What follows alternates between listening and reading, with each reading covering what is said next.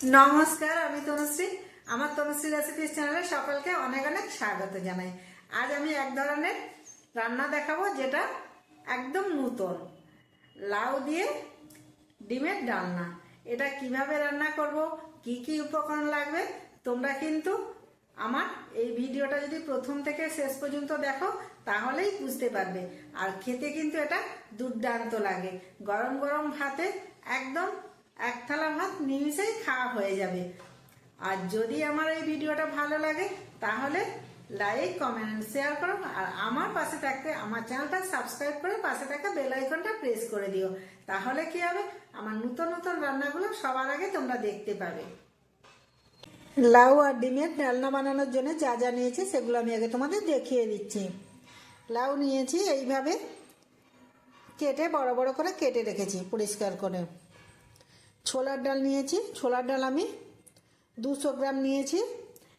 একে 4 ঘন্টা ভিজিয়ে ধুয়ে পরিষ্কার করে রেখেছি।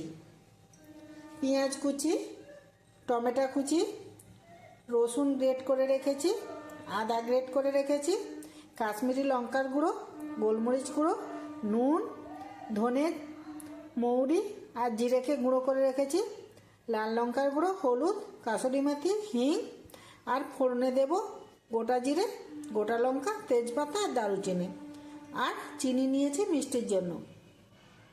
এদিকে রেখেছি সাদা তেল, ভাজা মশলা, ঘি আর 2টো ডিম ফাটিয়ে রেখেছি আর দুধ।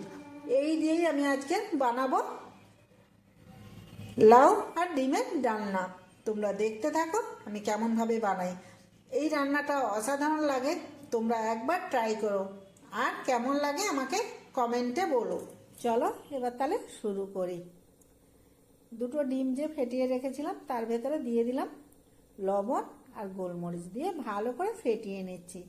এই ডিমটাকে আমি ভাজবো, তাই গোলমরিচ আর লবণ দিয়ে ফেটিয়ে নিলাম। এবার এদিকে আমি একটা প্রেসার কুকার বসিয়ে দিয়েছি গ্যাসের মধ্যে। দিয়ে ছোলার ডাল দিয়ে দিলাম, লাউ দিয়ে দিলাম, দিয়ে অল্প একটু জল দেব, বেশি জল দেব না, যেহেতু আমি প্রেসার কুকারে সিদ্ধ করছি সেই জন্য অল্প পরিমাণ জল দিলাম। যারা এমনি করবে তারা কিন্তু একটু জল দেবে। দেখো এবার এর মধ্যে আমি দিয়ে দেব সাদা তেল, লবণ আর হলুদ গুঁড়ো দিয়ে আমি অল্প একটু সেদ্ধ করে রাখবো। একদম খুব ভালো করে সেদ্ধ করবো না, একটা সিটি দিয়ে আমি নামিয়ে রাখবো। এবার এদিকে আমি একটা কড়াই বসিয়ে দিয়েছিলাম, তার মধ্যে তেল দিয়ে দিয়েছিলাম, তেল গরম হয়ে গেছে। এবার ডিমটা দিয়ে দিলাম, দিয়ে ডিমটাকে আমি ভালো করে উল্টে পাল্টে ভেজে নেব। একটু ভালো করে ভেজে নিয়ে এটাকে আমি তুলে 4 ভাগ করে নেব। দেখো আমার উল্টে পাল্টে ডিমটা কিন্তু ভেজে নিচ্ছি, একটু লাল করে ভেজে নিচ্ছি। দিয়ে এবার আমি এই কড়াইয়ের মধ্যে আবারও বেশ কিছুটা তেল দিয়ে দেব। দিয়ে এর মধ্যে ফোড়নের জন্য দেব দারুচিনি, তেজপাতা, শুকনো লঙ্কা আর গোটা জিরে দিয়ে আমি একটু সময় ভাজতে দেব। একটা সুন্দর গন্ধ চলে এলো।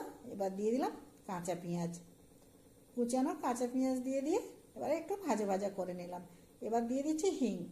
হিংটা অপশনাল, তোমরা দিতেও পারো নাও পারো, হিংটা দিলে স্বাদটা ভালো আসে তাই দিলাম।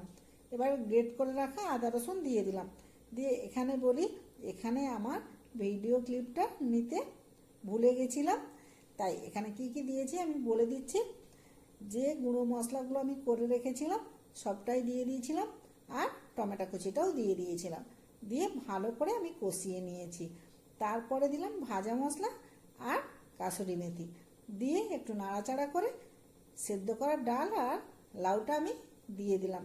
দেখো আমি কিন্তু জল খুব একটা বেশি দিইনি, কারণ আমি দুধটা দেব। এবার দিয়ে দিলাম দুধ, দিয়ে 5-7 মিনিট, জাস্ট 5-7 মিনিটের জন্য আমি এটাকে ফুটতে দেব। এইভাবে ফুটিয়ে নিলে তরকারিটা অনেকটাই সুন্দর চলে আসবে। এবার দেখো আমার জলটা কিন্তু অনেকটাই মরে গেছে।